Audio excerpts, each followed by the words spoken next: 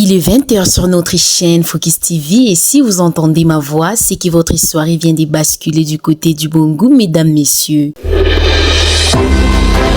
Le journal. Mesdames, messieurs, bonsoir et bienvenue à suivre cette édition du journal. Ici Falka Katamba à sa présentation. Et sans plus tarder, nous commençons par le principal titre.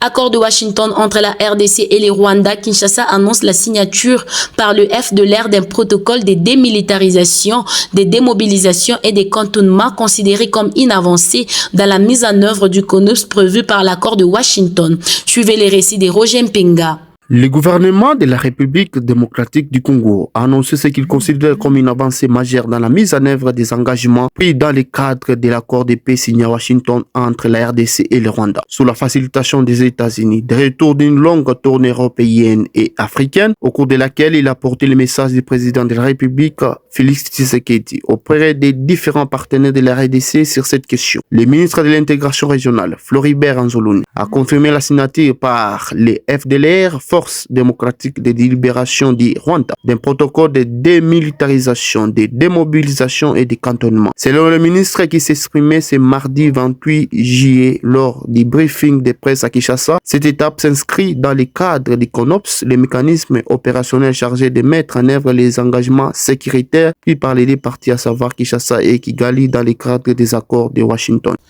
La loi portant modalité d'organisation du référendum a été déclarée conforme à la Constitution par la Cour constitutionnelle sous réserve de plusieurs articles.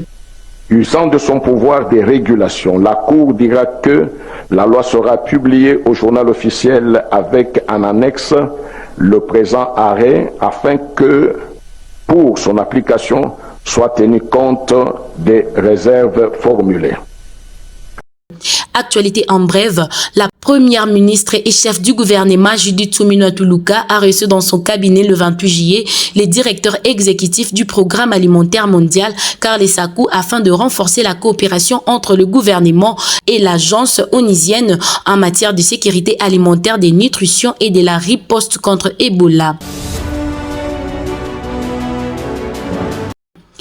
Le président de la plateforme de confession religieuse, l'archevêque Ejibaya Mapia, a organisé mardi 28 juillet 2026 à Kinshasa une matinée d'information réunissant les forces veuves, le jeunes, les femmes et la société civile pour parler de la situation du dialogue national. Commentaire de Daniel Milamboué. La plateforme des confessions religieuses de la République démocratique du Congo a organisé mardi 28 juillet 2026 à Kinshasa une matinée d'information réunissant les forces vives, le jeune, les femmes, la société civile et des responsables ecclésiastiques autour des enjeux du dialogue national. À cette occasion, son président, l'archevêque Évariste Ejibaya Mapia, a présenté cette initiative comme un ultime sursaut patriotique face aux défis auquel est confronté les pays. La plateforme a également annoncé la création d'une commission mixte interconfessionnelle chargée d'élaborer une feuille de route pour la mise en œuvre de ce dialogue national. Cette démarche intervient quelques jours après la rencontre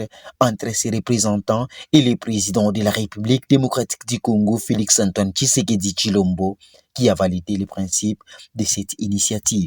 Et pour finir dans cette actualité en bref, le cardinal Fridolin Ambongo, président du SECAM, appelle à un renforcement de la coopération entre l'Église catholique d'Afrique et d'Asie à l'occasion de la 12e assemblée plénière de la Fédération de conférences épiscopales d'Asie tenue du 20 au 26 juillet à Jakarta en Indonésie.